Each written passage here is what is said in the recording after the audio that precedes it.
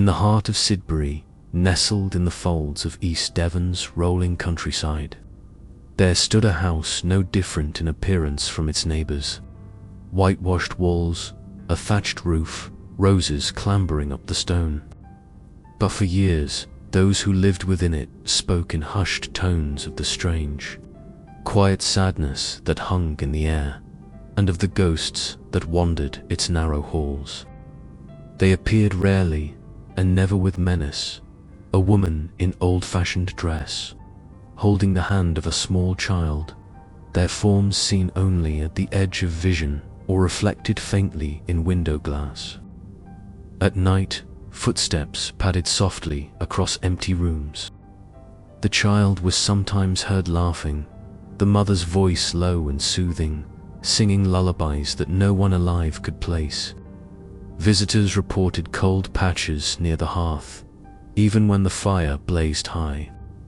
Pets would grow agitated for no reason, staring fixedly at one spot near the living room's stone floor. One family, convinced the house held secrets, eventually decided to investigate. The discovery came during renovations, when workmen lifted the hearthstone that had sat undisturbed for generations.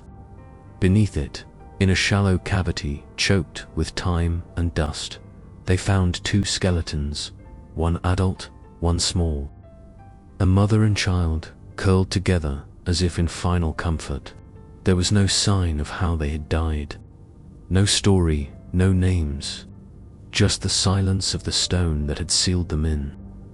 The remains were taken and given Christian burials, laid to rest with dignity and prayer in the village churchyard. The community came together, drawn by a sorrow none could fully explain.